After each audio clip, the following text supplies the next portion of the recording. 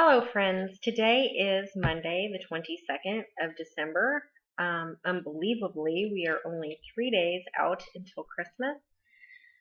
I can't even believe that this month has gone so fast.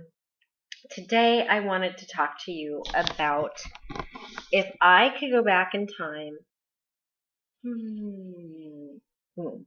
back in time to when I was freshly diagnosed with metastatic breast cancer.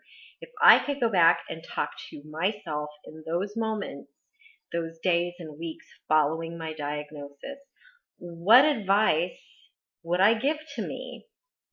Well, I wish that I could tell you the hundreds of thousands of things that I would say, but I wanted to top it off by just saying 5 or 6 things that are really basic and I have found to be very true and very helpful.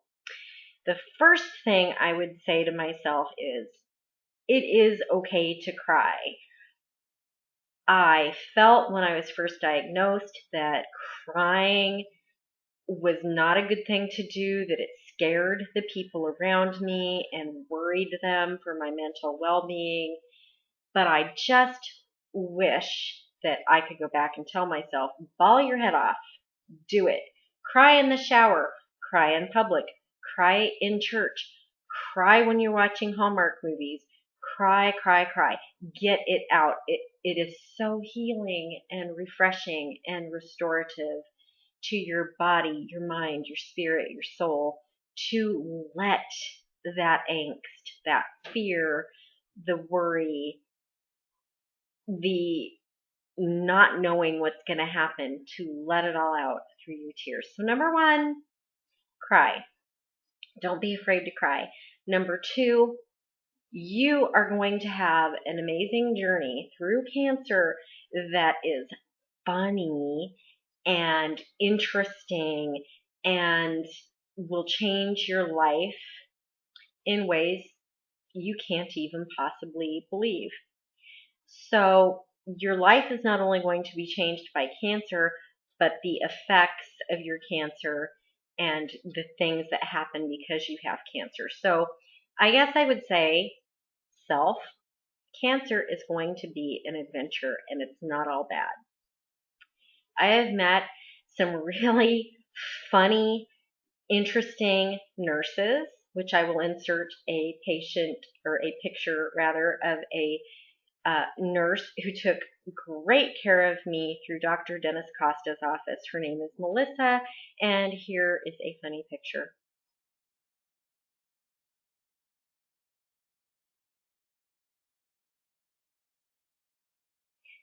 She was wonderful. She made me laugh. She made me cry. She encouraged me. She educated me. And she gave me information that armed me in such a way that I was able to approach my diagnosis and my treatment without fear. So here is the Sadie Cam. She's on the porch. She's eating leaves. I get so many complaints from people saying, why wasn't Sadie in your video? Because we all know you don't come here to see me anyway. You want in? Do you want in? Oh, you're going to eat some more leaves? Leaves are like Pringles. You can't eat just one. So, okay, that's two. One, cry. Two, cancer is going to be an adventure. Number three, I would say research. I would tell myself to research, and I instinctively did that anyway, but as I have gone through this whole cancer journey, I have refined my researching skills, and I have become more vocal in asking questions of my doctors, my nurses, other cancer patients, and I would tell myself, research, ask questions. So one, cry, two, it's an adventure, and three, do your research. I would also tell myself, take it easy on yourself. You do have cancer. Don't be running through life saying, I got this, I can handle this, I'll do this. No, I don't need your help. So be easy on yourself by allowing other people to help you. In initial diagnosis, you are going to have so many offers for help, more than you can even probably reply or respond to. Can I bring you dinner? Would you like me to watch your kids? Do you need me to take you to chemo? Would you like me to be with you at chemo? Just all sorts of things. Can I run to the pharmacy for you? I would say be gentle to yourself by allowing people to do those things they're offering to do for you, because all of that help that you get offered in the beginning eventually dwindles and goes away, because you have a disease that now is so treatable and there are so many medications for it. Yes, you are terminal. You will die from this, but you're going to live a long time with it. Good news, you're going to have a longer life than you thought those first few days. When you first were diagnosed, you thought you'd maybe crack out a year. But here you are about to celebrate your 4-year cancerversary coming up in March, and you're following bloggers who have what you have, who are living 12 and 20 years with this diagnosis and having gone through many different chemotherapies and surgeries and treatments, like the thoracentesis that you will have several of. So I would tell myself, be gentle on yourself and allow people to help you, and don't feel like you have to do it all yourself. Accept help. So 1, cry. 2, it's an adventure. 3, allow people to help you. Also, I would tell myself that it is really, really important to do all of those little girl dreams.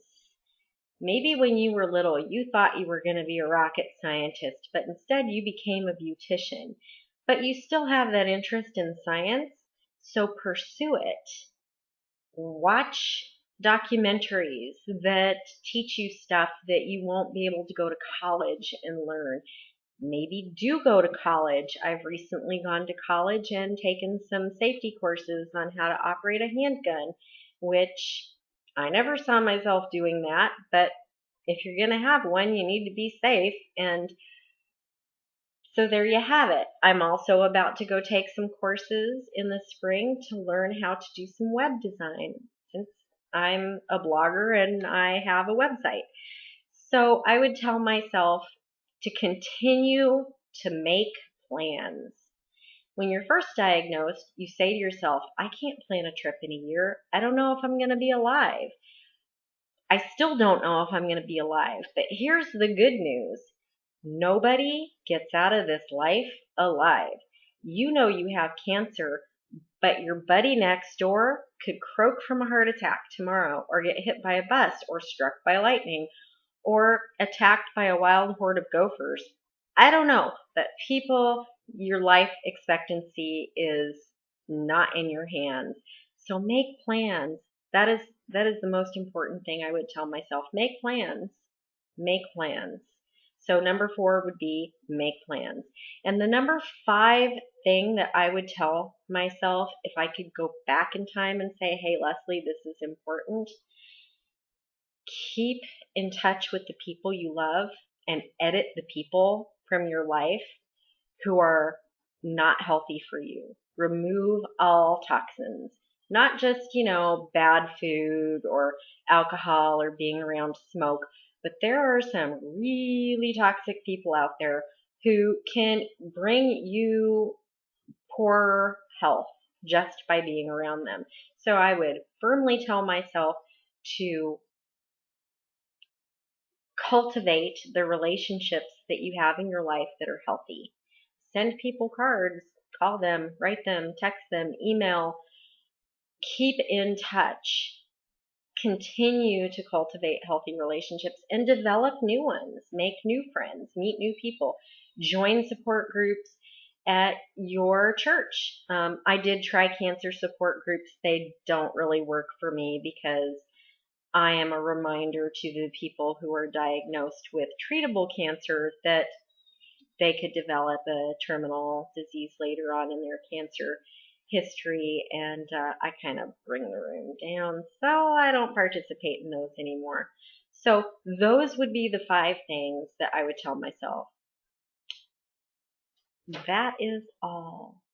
What kind of things would you tell yourself if you could go back in time and talk to your 16-year-old self? Maybe you'd say, don't go out with that guy. He's a jerk. You're really screwing things up. Or maybe you'd say, go out with that guy. He's the one. Or maybe you'd say, don't drop out of school or go to college or don't waste your time on college. Get a job. What would you say to you if you could go back in time? 5 years, 10 years, back to your teen years. I'd really love to hear what your comments are. Post them in the comment section below this blog if you're watching on YouTube, or if you are on lesliescancerconfessions.com, leave a comment in the Contact Leslie. I really appreciate you stopping by this blog, and I want to wish you a very Merry Christmas from my house to yours, and here's a hug.